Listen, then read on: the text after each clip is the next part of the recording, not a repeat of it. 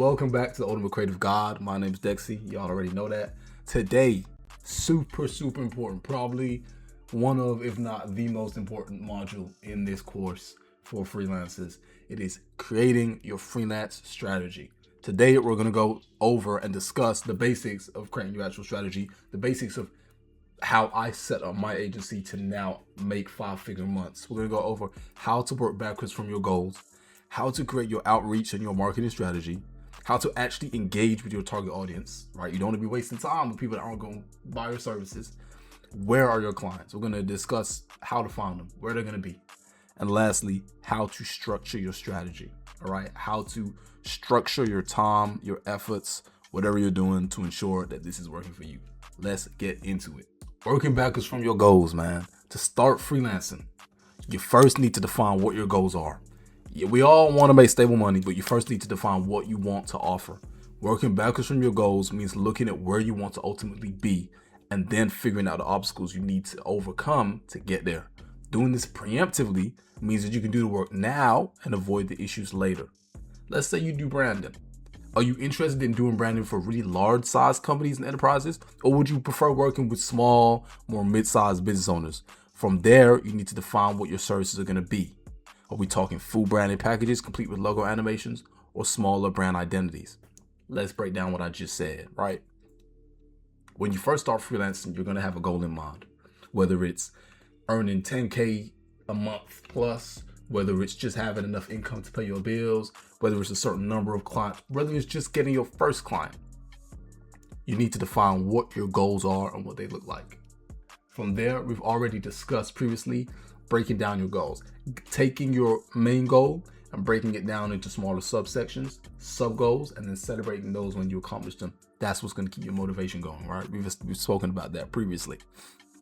After that, you need to start working backwards from what you're trying to actually achieve, right? So let's say, for example, I want to go into freelancing and I want to work with larger companies, right? That's great.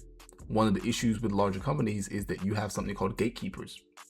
Gatekeepers are basically, when you call, a restaurant to inquire about the website or a business to inquire, and you call and and you talk to them and they go, oh, sorry, I don't deal with that. The manager's not in today. That's a gatekeeper. That's somebody who is gatekeeping you from the decision maker, right?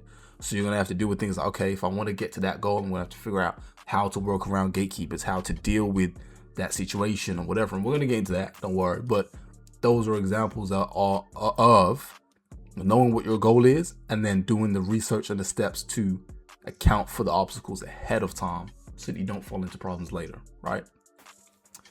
The criteria to be successful at both is very different. For example, if you're working with large companies, they largely prefer to work with another company as it's easier to trust that the work will be done to a high standards.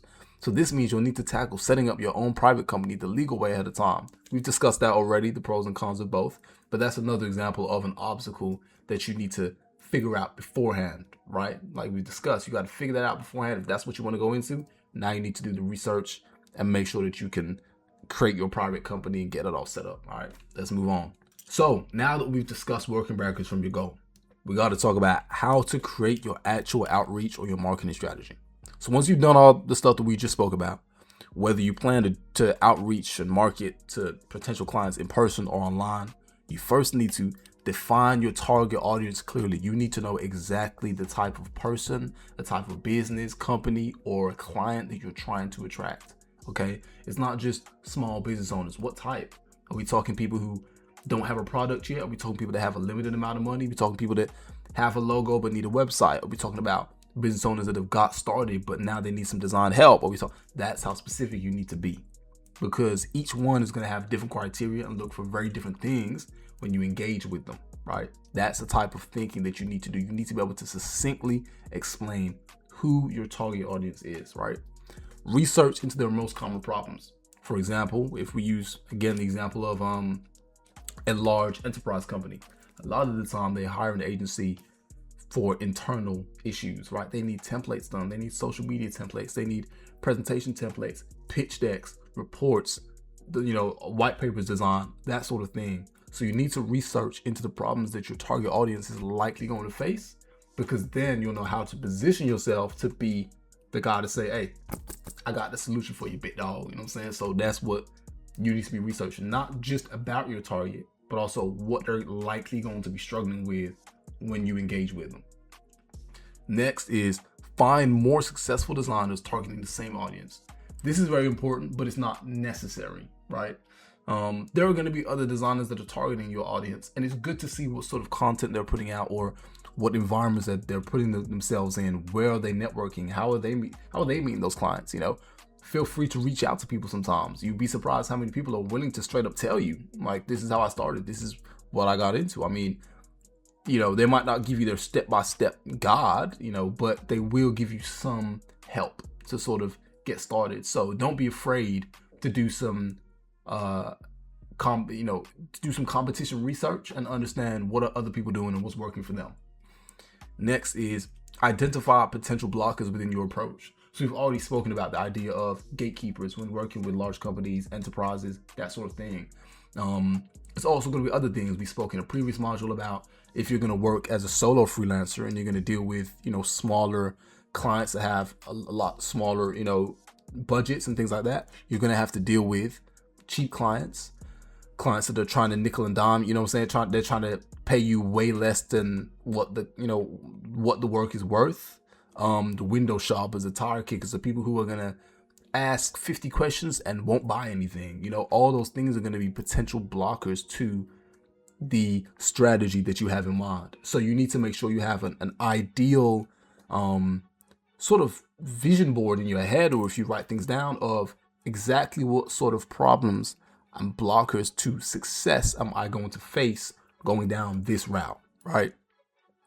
Define exactly how your strategy will be effective, okay?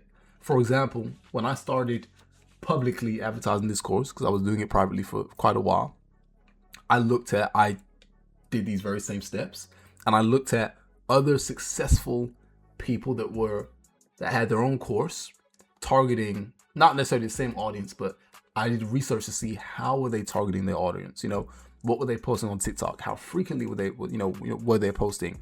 What did all their landing pages look like when you went in to buy a product? Those were the three main criteria. And what I noticed was they weren't posting anywhere near that often. You know, they were posting once a day, or maybe once every other day, once every couple of days, but they weren't posting multiple times a day consistently.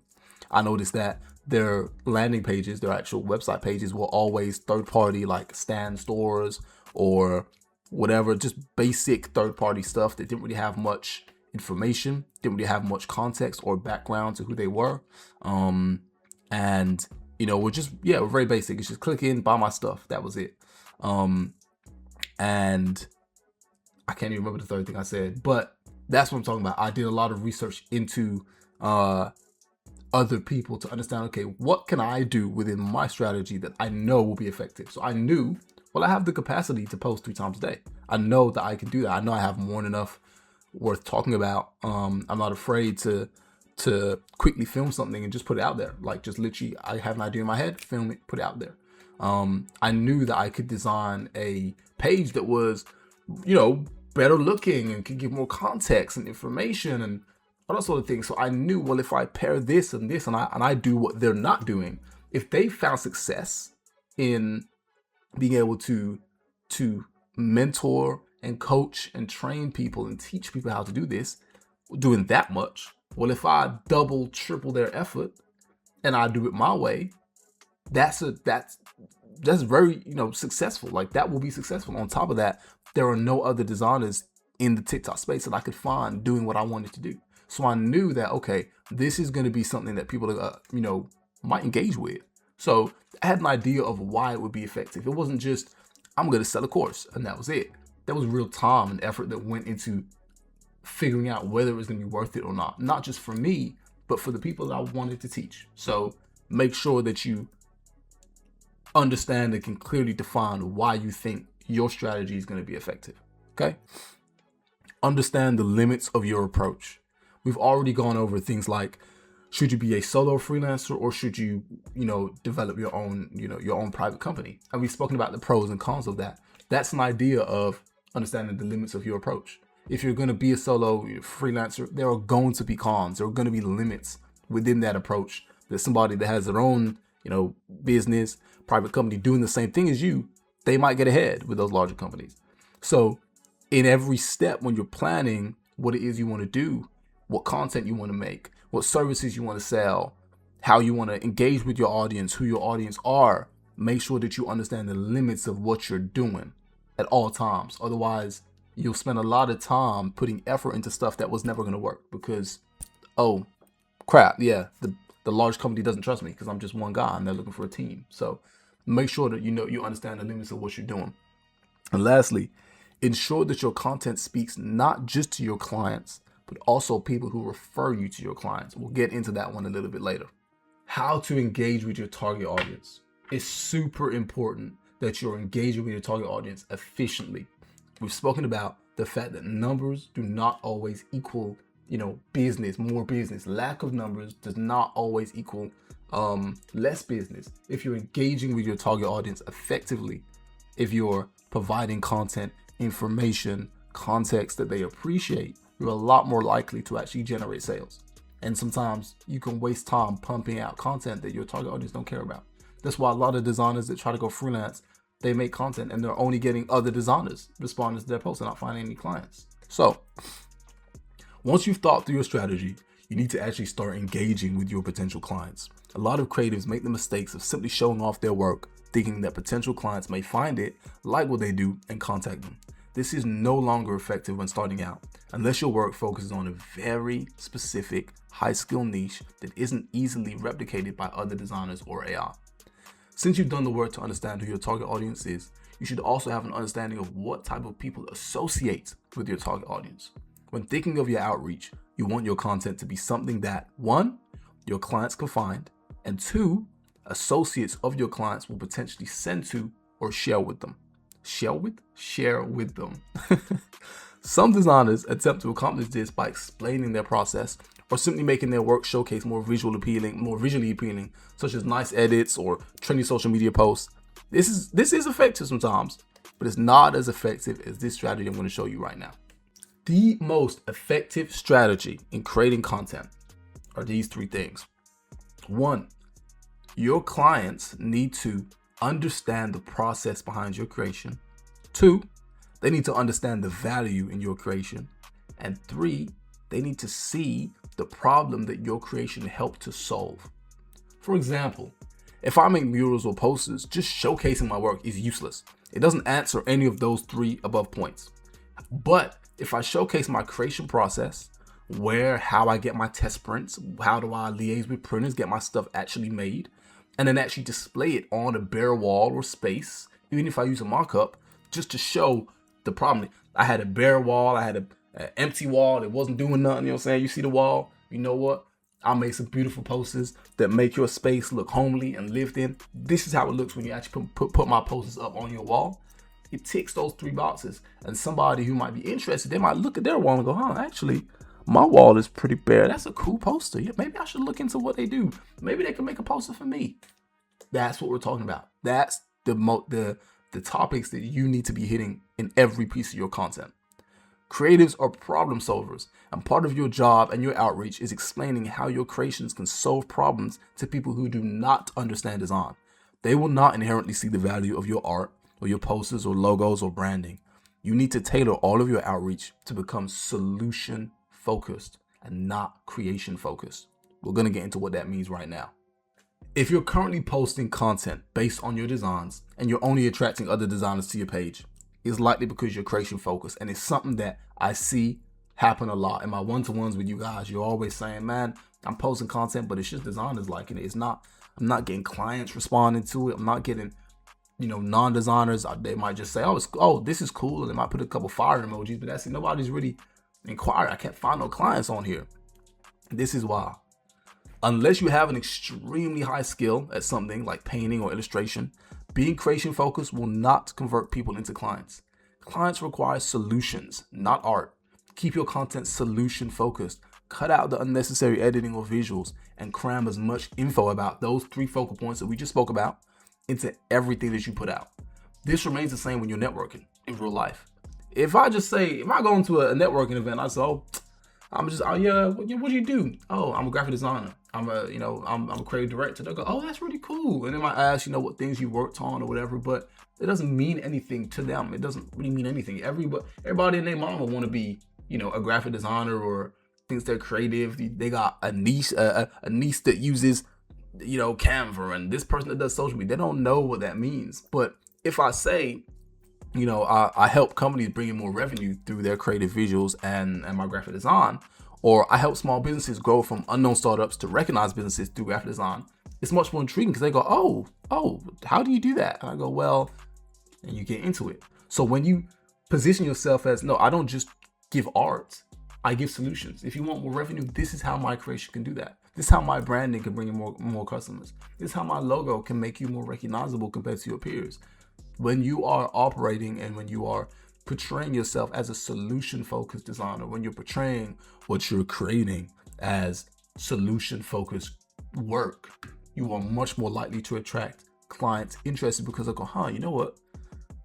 That's interesting. And sometimes that is the thing that leads to a sale. So where are your clients? Where are they at? Everybody want to know. I can't find no clients. Where are they online? Where are they in real life? Look, to answer this, you got to refer to the research that you've been doing, that I've been telling you, what I'm saying? As you've been listening, as you've been reading these, be doing your research, be writing down your notes, making note of these things that you need to learn.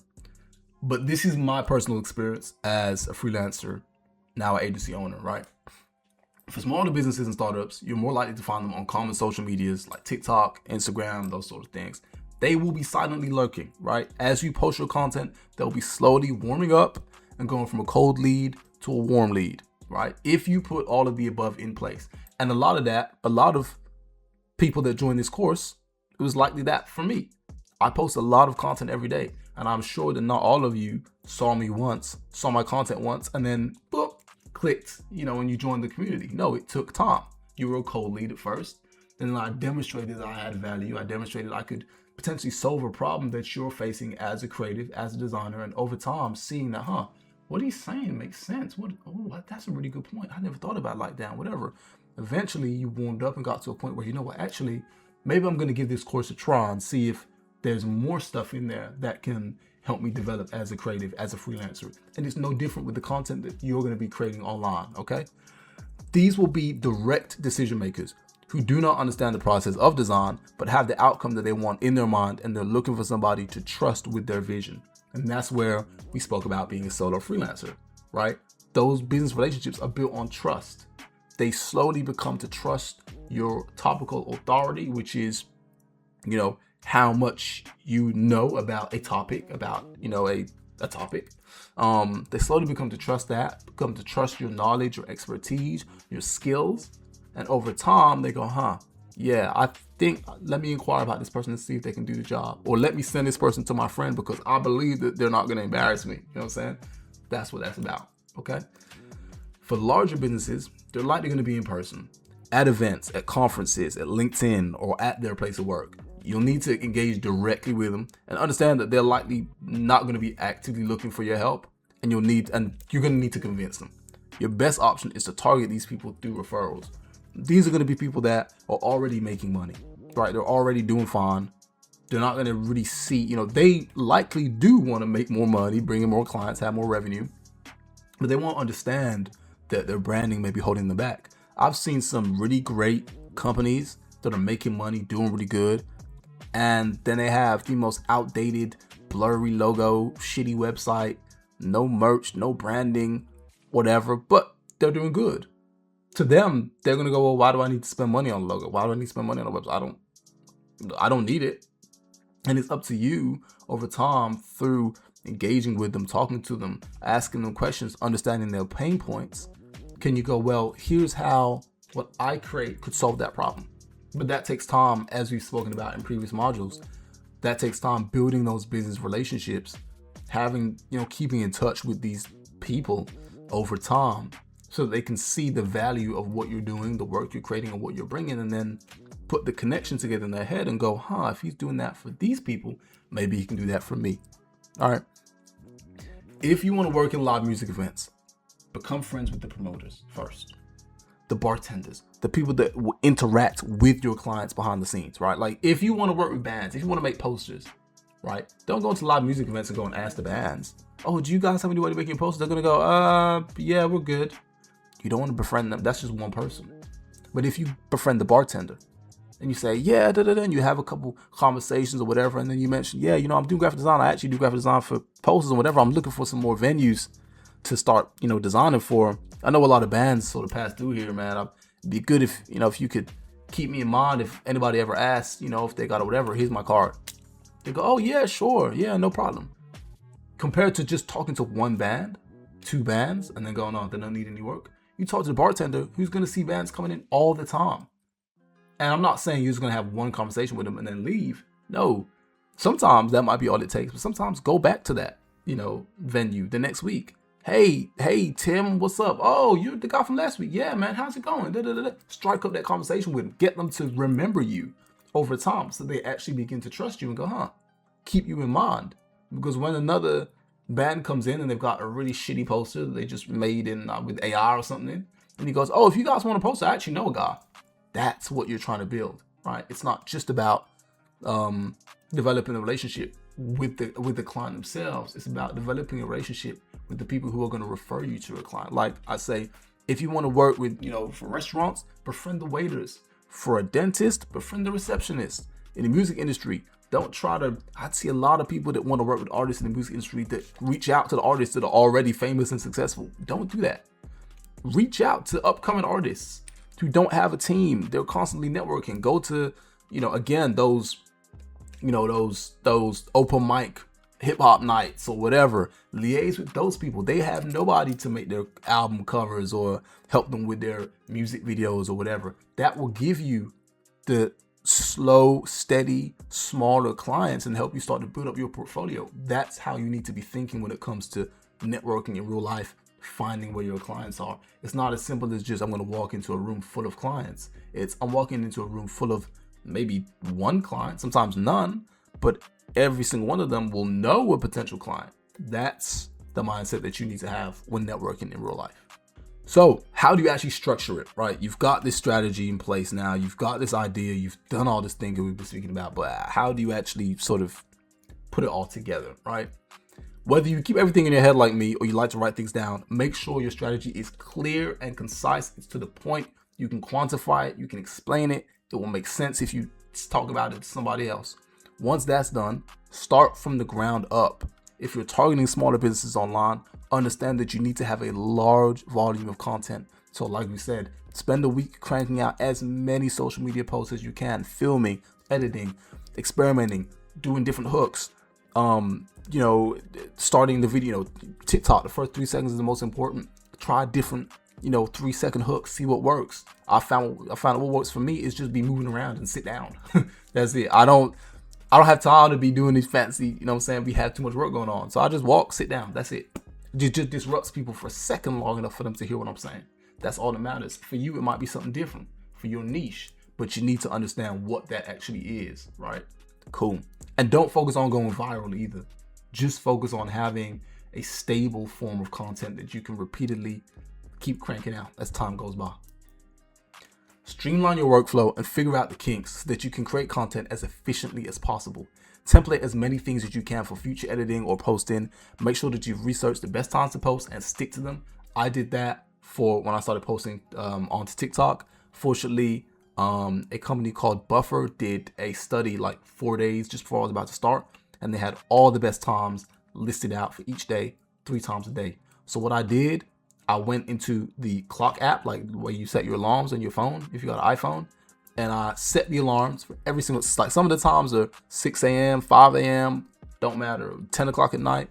I set an alarm to repeat every single day, like for those days. So my alarm goes Monday, the alarm will go off at 5 a.m., 10 a.m., 2 p.m., for example, every Monday. And I spent the time to do that because I knew, I did enough research to know, if you draft and schedule TikToks in the TikTok Studio app, your views go down. So I knew, okay, I need to post manually. To do that, I need to have this scheduled out somewhere. So that's how I stick to my posting schedule. I set the times 10 minutes before I need to post, and then I post. That's how I keep it with it. Stick to those times, okay? Stick to them religiously, okay? If you want to post more in between those times, but stick to those. Literally, what you just heard at the end of that was my alarm to post. That's how odd it is. Literally, speaking the devil. So you need to be doing that. You need to stick to those times. If you want to post more, but make sure you're posting at the peak times for your target audience or just for your social media platform. Okay. Do not focus on the numbers. We've spoken about this. Okay. Never focus on the numbers. Lack of numbers does not equal lack of business. Instead, focus on the delivery of the content. And remember that your target audience are silent lurkers. They are not going to engage via comments. They might not even like your posts. They might not even follow you. They might, most of the time, they're going to bookmark it or save it for later and come back to it. But they need to keep seeing you, right? There is something called the rule of 7. It's a marketing rule. You guys might know about it.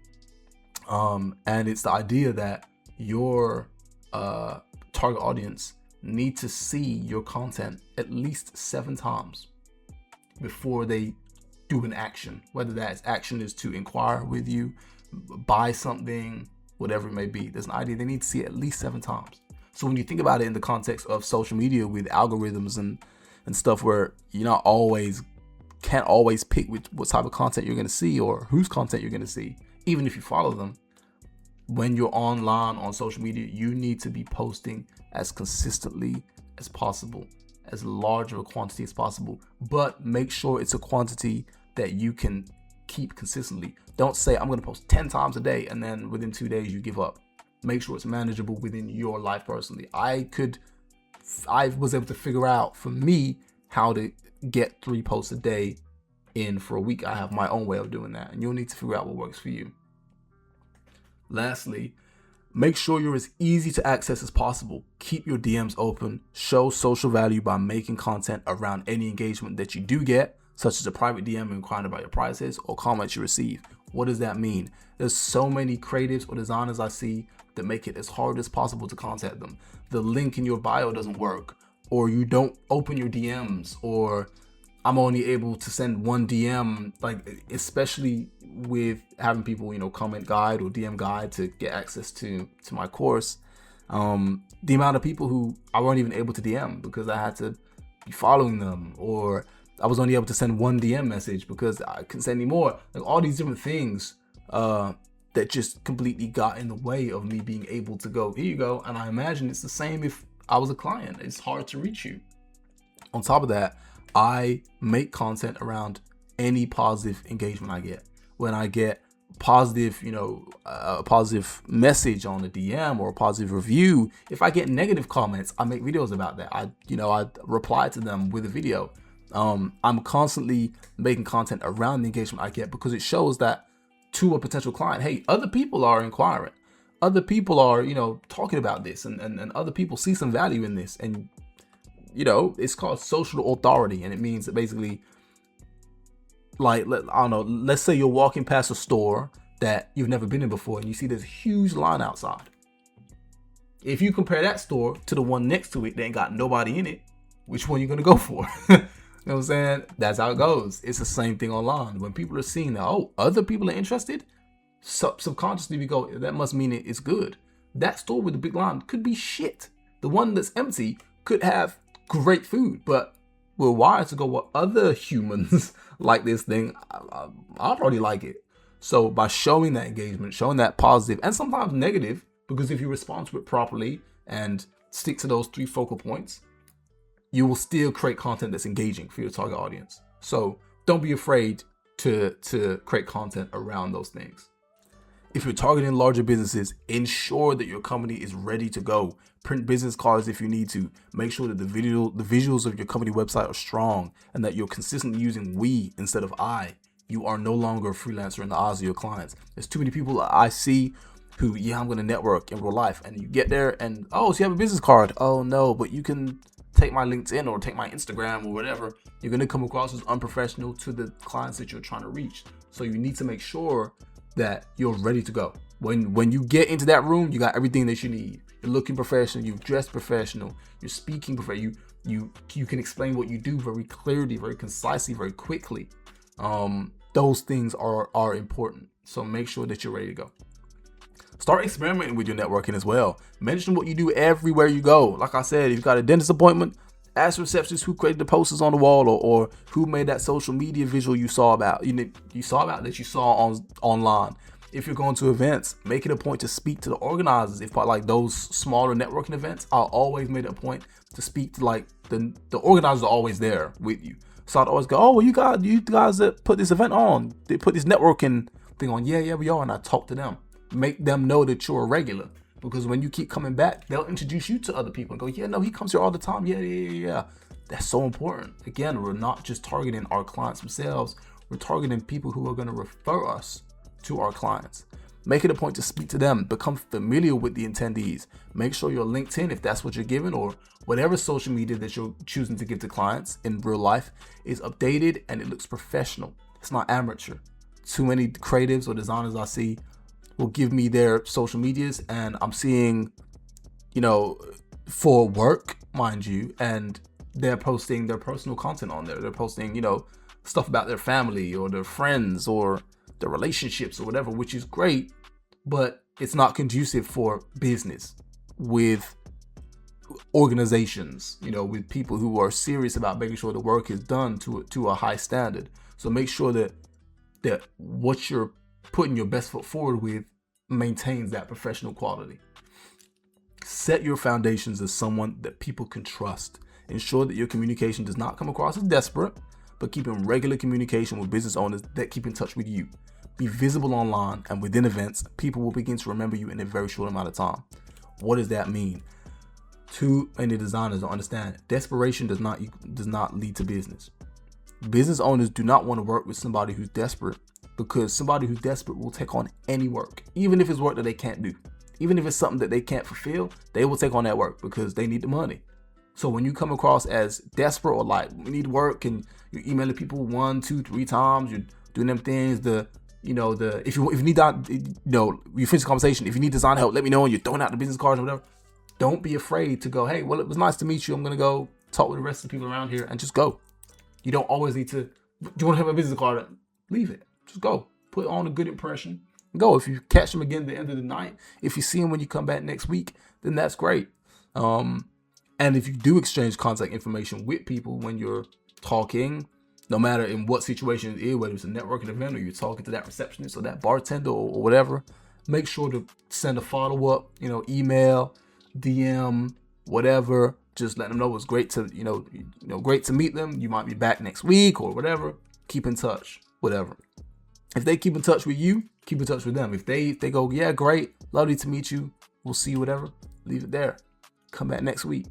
Stick to your word, and I promise you that relationship's going to start to form, and they're going to start to remember you and start to refer you, and that's where business actually comes from. That's where your clients are going to come from. That's the whole basis of your strategy when you're networking as a freelancer. So by the end of this, you should now have more of an understanding of how to actually create a outreach, a marketing strategy that is going to work if you put in the work and you experiment. Okay, it's not simple. Despite the amount of videos that have blown up so far with me publicly, talking about this course, talking about the resources that I've made, free or paid, it doesn't always translate to business immediately. Okay, it doesn't. People will tell you they're really interested, and you'll never hear from them again, and that's okay. But you need to understand that any plan that you come up with is going to take time. Too much content online right now makes it seem as though if your plan is not an overnight success, if you don't strike it big immediately, you failed. And that's not true. We're trying to build not just, I just want to make some more money from freelancing. We're trying to build a real stable source of income for you that lasts, something that you can live off of for a long time, that you can provide for, your family with. That is something that comes with time, with experimentation, and with this sort of knowledge and structure in place. So don't be afraid to give it a bit of time. Don't be afraid to see the numbers below, see the views below. Keep going, keep pushing, keep experimenting with time. And we're going to go over in the next module, we're going to go over when to experiment and when to actually stick to your plan. Because sometimes you're going to see the numbers below and you're like, well, should I change the hook? Should I do a different approach? Should I stop targeting sort of clients? So we're going to go over when to move and when to stop and just keep going. But for now, from this module, you should have what you need to start forming your perfect outreach strategy based on what we've spoken about. I'll see you guys in the next module. Take care. Peace.